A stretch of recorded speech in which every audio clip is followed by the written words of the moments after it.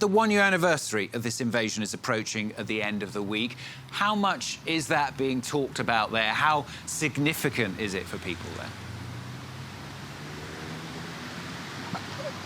Stuart, I think it's pretty significant. You know, it's people, I think, feel a sense of achievement, first of all, that after 1 year, they're still standing up to Russia, not just standing up to Russia, but pushing them back right across the front. There's a growing belief that they can win victory. There's growing trust in the competence of the Ukrainian armed forces.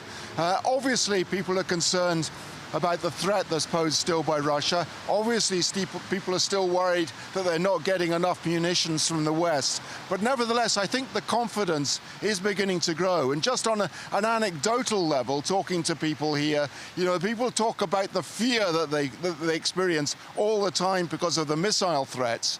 But you become adapted to it, and people say that to you. You know, they're no longer as scared as they used to be. And frankly, if I compare the situation in Zaporizhzhia, where I was here in December, with what the situation is now, the missile strikes appear, at least, to be considerably less. There's been one explosion since we've been here, quite a big one yesterday. When I was here back in December, there were several explosions every night that we were here. The electricity situation seems to be considerably better. We've had no power cuts at all, whereas last time I was here in December, there were power cuts all the time. So on that sort of anecdotal level, you know, the situation seems to be improving slightly, if anything, and the morale of people is getting stronger. They really do appear to believe that they will win victory, although it could be longer than many expect, and some people think it could take as long as a year or even more. But that belief does appear to be here. Rob, I know you've been speaking specifically to different groups of people, to people working in steel mills, also even people closer to the front lines working in tank crews. Yeah, that's right, Stuart.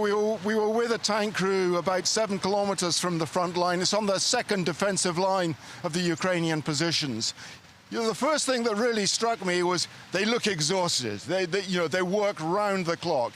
There's no time off at all. When they come off the front line, they go straight to sleep. They get up and they go back to work again. And they're rotated in and out from the front line position to the second line position.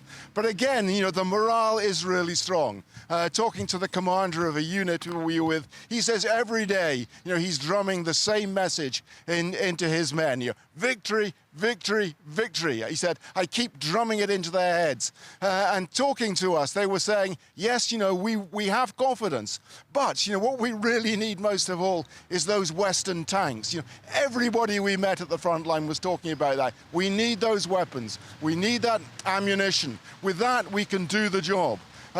You know, otherwise, it's going to be more difficult. They spend 70% of their time repairing their tanks. You know, it's an incredible figure. And they said they just want to be able to concentrate on getting the job done. You know, we were also, as you pointed out, in Zaporizhzhia Steelworks here, a massive factory, one of the biggest in Ukraine, producing about 15% of the foreign currency earnings of this country.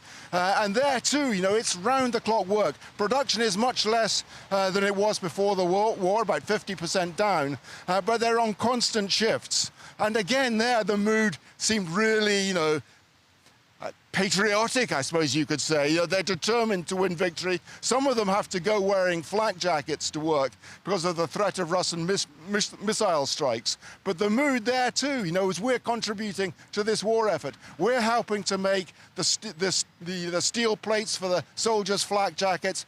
We're helping to prepare the shelters, the bomb shelters for our soldiers at the front line. So it's the sense that this is a collective effort in Ukraine. Everybody is engaged in the war effort. And I suppose really, you know, from an outsider's perspective, that's what I've noticed most over the last year. Because when the war began back in February 2022, it was a shock for people. They weren't really expecting it.